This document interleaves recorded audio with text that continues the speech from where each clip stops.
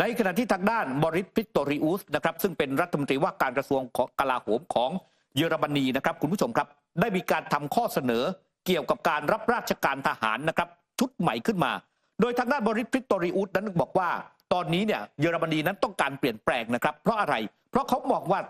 ในอีก5 ปีข้างหน้าเยอรมนีนั้นจะต้องเตรียมพร้อมในการทำสงครามเพราะเขาเชื่อว่ามันจะเกิดสงครามใหญ่ขึ้นมาดังนั้นในการเตรียมพร้อมนี้จะทำอย่างไรทางด้านในส่วนของบริส พิสโตริอุสนั้นก็เลยบอกว่าเขาเสนอเนี่ยครับว่าหลังจากนี้เนี่ยผู้ชายของเยอรมนีเนี่ยครับอายุ18 ปีทุกคนเนี่ยครับเมื่ออายุครบ18 ปีเนี่ยจะต้องใบกรอกใบสมัครใบหนึ่งใบนี้เนี่ยจะเป็นกรอกประวัติของตัวเองทั้งหมดเลยนะครับชื่ออะไรนามสกุลอะไรบ้านอยู่ที่ไหนสมรรถภาพร่างกายเป็นอย่างไรและนะครับมีความต้องการอยากเป็นทหารหรือไม่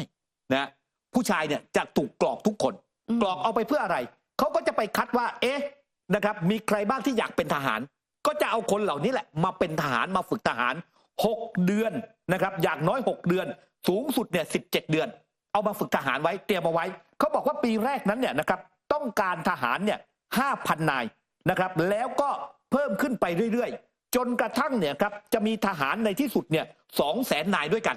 ถามว่าผู้หญิงต้องทำไหมผู้หญิงใครอยากจะสมัครก็ได้แต่ผู้หญิงไม่บังคับว่าต้องกรอกแต่ผู้ชายทุกคนเมื่ออายุครบ18 ปีเนี่ยต้องกรอกใบนี้ทีนี้บริส พิสโตริอุสเนี่ยบอกว่านักข่าวก็ถามว่ากรอกแล้วถ้ามันมีคนไปเป็นทหารไม่ถึงยอดที่กำหนดเอาไว้คือ200,000 คนล่ะต้องทำอย่างไรบริส พิสโตริอุสบอกว่าเรามีนะเรียบร้อยแล้วนั่นก็คือเราจะบังคับเกณฑ์ครับคือให้สมัครใจก่อนให้สมัครใจก่อนถ้าสมัครใจไม่ครบเดี๋ยวเราจะบังคับการเกณฑ์ทหารครับเยอรมนีนั้นจะกลับมาบังคับการเกณฑ์ทหารอีกครั้งหนึ่งนะครับหลังจากที่ก่อนหน้านี้เนี่ยครับก็บอกว่าเยอรมนีนั้นเนี่ยใช้ระบบเนี่ยนะครับในเรื่องของการสมัครเนี่ยครับเป็นทหารกันมาโดยตลอดแต่ว่าตอนนี้เนี่ยครับบอกว่าเยอรมนีนั้นจะต้องพร้อมทำสงครามในปี 2029 เพราะเยอรมนีไม่เชื่อว่ารัสเซียนั้นจะหยุดอยู่แค่ชายแดนยูเครนดังนั้นตอนนี้การเงินอาวุธและบุคลากรถือเป็นหัวใจสำคัญของการปรับปรุงสถานะกองทัพซึ่งในกรณีฉุกเฉินเยอรมนีนั้นต้องการทั้งผู้หญิงและผู้ชายในแนวป้องกันเพื่อที่จะออกไปสู้รบป้องกันประเทศได้นี่คือสิ่งที่บริส พิสโตริอุสนั้นเนี่ยกำลังดำเนินการเสนอนะครับต่อรัฐสภาเพื่อกลับมาสู่เรื่องของการให้คนนั้นกลับมาเป็นทหารอีกครั้งหนึ่งครับคุณผู้ชมนะคะไปดูอีกหนึ่งประเด็นนะคะหลังจากที่ก่อนหน้านี้ทางการของสหรัฐอเมริกานั้นได้เพิ่มมาตรการคว่ำบาตรเนี่ยไปที่รัสเซียแล้วก็ทางด้านของผู้นำสหรัฐอย่างโจไบเดนเดินทางไปประชุมนะคะสำหรับการประชุมสุดยอดผู้นำกลุ่ม G7 ซึ่งในประเด็นหลักบางช่วงบางตอนเนี่ยเขาต้องการที่จะเพิ่มความช่วยเหลือให้กับยูเครนแล้วก็หาทางลดเครื่องจักรสงครามของรัสเซียปรากฏว่าทางด้านของกระทรวงการคลังสหรัฐค่ะออกแถลงการว่าตอนนี้สหรัฐอเมริกามีการขยายมาตรการคว่ำบาตรรัสเซียให้กว้างขึ้นอีกแล้วก็ประเด็นเรื่องนี้เนี่ยมุ่งหมายไปที่บริษัทในประเทศจีนซึ่งขายเซมิคอนดักเตอร์ให้กับรัสเซียเป็นการลดทอนอุปกรณ์ของกองทัพรัสเซียที่จะถูกนำไปใช้กับปฏิบัติการที่เกิดขึ้นที่ยูเครนซึ่งกระทรวงการคลังของสหรัฐเนี่ยเขามองว่าหนึ่งในวิธีในการตัดกำลังของรัสเซียก็คือเพิ่มการคว่ำบาตรมากขึ้นให้กับสถาบันการเงินต่างชาติที่เกี่ยวข้องกับเศรษฐกิจในยามที่เกิดขึ้นตรงนี้และก็มีการบอกด้วยว่ารัสเซียเนี่ยจะมีการสูญเสียเรื่องของการเข้าถึงระบบการเงินสหรัฐถ้ายังไม่ยุติการปฏิบัติการที่ยูเครนค่ะครับในขณะที่รัสเซียนะครับเมื่อถูกดำเนินการลักษณะแบบนี้ล่าสุดนั้นปรากฏว่าตลาดหลักทรัพย์รัสเซียนั้นเนี่ยครับได้มีการประกาศออกมาจะไม่มีการซื้อขายเงินดอลลาร์สหรัฐและเงินยูโรเริ่มต้นเนี่ยครับคุณผู้ชมครับตั้งแต่วันนี้เป็นต้นไปนะครับ13 มิถุนายนเป็นต้นไปโดยตลาดแลกเปลี่ยนรัสเซียนั้นจะซื้อขายสกุลเงินและโลหะมีค่าผ่านตราสารที่มีอยู่ทั้งหมดยกเว้นสกุลเงินดอลลาร์สหรัฐและสกุลเงินยูโรนะครับขณะที่เครื่องมือการเงินอื่นๆทั้งหมดยังคงใช้งานได้ตลาดอนุพันธ์นั้นยังไม่ได้รับผลกระทบจากการเปลี่ยนแปลงดังกล่าวโดยการค้ายังคงดำเนินการไปตามปกติทั้งนี้กลุ่มแลกเปลี่ยนรัสเซียนั้นเนี่ยมีเครื่องมือที่จำเป็นทั้งหมดเพื่อให้แน่ใจว่าการซื้อขายท่ามกลางความผันผวนที่เพิ่มขึ้นนั้นยังคงดำเนินการต่อไปนะครับสิ่งที่รัสเซียทำนั้นเนี่ยก็คือเพื่อเป็นการตอบโต้จากกรณีที่สหรัฐอเมริกานั้นเพิ่มอีก300รายชื่อบุคคลและบริษัทที่ต้องสงสัยที่จะทำให้รัสเซียสามารถหลบเลี่ยงการคว่ำบาตรของชาติตะวันตกได้นะครับ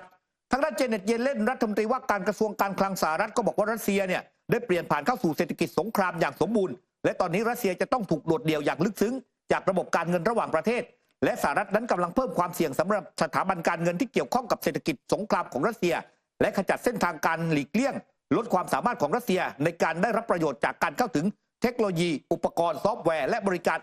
ไอทีจากต่างประเทศนะครับ แม้ว่าการคว่ำบาตรนั้นจะไม่ได้หยุดการไหลเวียนของสินค้าแต่ว่าเป้าหมายคือการทำให้รัสเซียนั้นพบกับอุปสรรคในการจัดหาเทคโนโลยีสำคัญจากทั้งจีนและก็สหรัฐอาหรับเอมิเรตส์รวมถึงทูเคียด้วยซึ่งมาตรการดังกล่าวนั้นมีเป้าหมายเนี่ยครับว่ามูลค่าการค้ากว่า$100 ล้านสหรัฐระหว่างรัสเซียกับซัพพลายเออร์เพื่อการทำสงครามก็มีทั้ง7บริษัทในจีนฮ่องกงตกเป็นเป้าหมายเนื่องจากว่าขนส่ง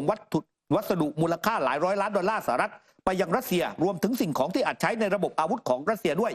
เบนจามินฮิวเกนสต็อกนักเศรษฐศาสตร์อาวุโสจากโรงเรียนเศรษฐศาสตร์ในยูเครนก็มองว่าความเคลื่อนไหวดังกล่าวนั้นเป็นการส่งข้อความที่สหรัฐนั้นเนี่ยจะดำเนินการเนี่ยครับเพิ่มแรงกดดันต่อรัฐบาลจีนและสหรัฐบอกว่าการนำเข้าจากประเทศจีนมีความสำคัญต่อรัสเซียเนื่องจากจีนนั้นเป็นผู้ผลิตส่วนประกอบที่สำคัญบริษัทจีนยังทำหน้าที่เป็นตัวกลางในการขายและจัดส่งส่วนประกอบจากตะวันตกไปยังรัสเซียนั่นเองครับขณะที่อีกหนึ่งความเคลื่อนไหวนะคะเพราะว่ามีเรือดำน้ำขับเคลื่อนด้วยพลังงานนิวเคลียร์ของรัสเซียพร้อมกับกองเรือติดตามไปจอดเทียบท่าอยู่ที่คิวบาค่ะท่ามกลางการจับตาอย่างใกล้ชิดของสหรัฐอเมริกาโดยการเปิดเผยของกระทรวงกลาโหมคิวบาออกแถลงการนะคะว่าเรือดำน้ำขับเคลื่อนด้วยพลังงานนิวเคลียร์คาซานแล้วก็มีเรือติดตามอีก3ลำก็คือเรือฟริเกตเอมาราลกอชอฟเรือบรรทุกเครื่องเชื้อเพลิงแล้วก็เรือลากจูงนั้นประจำการเนี่ยคือนับตั้งแต่วันนี้ไปจนถึงวันที่17มิถุนายน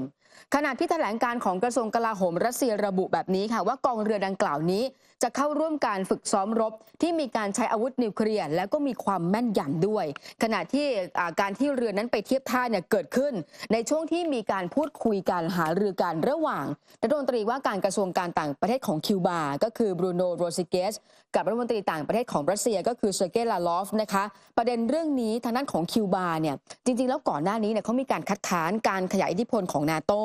แล้วก็ยังบอกด้วยว่าต้องการเรียกร้องให้มีการเจรจาการคลี่คลายความขัดแย้งบนวิถีทางการทูตที่อยู่บนพื้นฐานความเป็นจริงแต่พอมีเรือเนี่ยเข้าไปร่วมปฏิบัติการแบบนี้ด้านกระทรวงกลาโหมสหรัฐออกแถลงการทันทีค่ะว่าตอนนี้เนี่ยกำลังจับตาอย่างใกล้ชิดแต่ว่าสหรัฐอเมริกาประเมินแล้วว่ายังไม่ถึงขั้นที่เป็นภัยคุกคามต่อสหรัฐอเมริกาค่ะครับ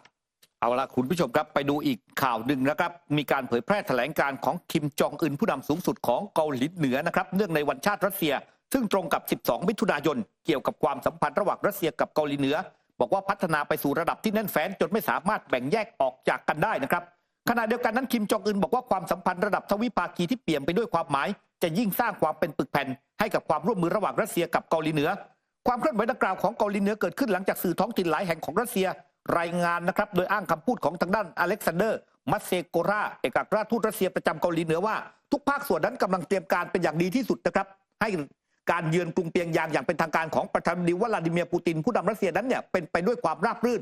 ในขณะที่ทางด้านสื่อเองนั้นเนี่ยก็มีการรายงานนะครับว่าผู้นำรัสเซียนั้นเตรียมเยือนเวียดนามอย่างเป็นทางการด้วยซึ่งกำหนดอาจเกิดขึ้นเร็วที่สุดคือภายในเดือนมิถุนายนนี้และอาจเกิดขึ้นทันทีหลังเสร็จสิ้นภารกิจการเยือนเกาหลีเหนือครับมาร่วมสนับสนุนท็อปนิวส์นำเสนอความจริงได้แล้ววันนี้เพียงกดปุ่ม Super Thanks แล้วเลือกจำนวนเงินตามที่ต้องการได้เลยครับขอบคุณครับ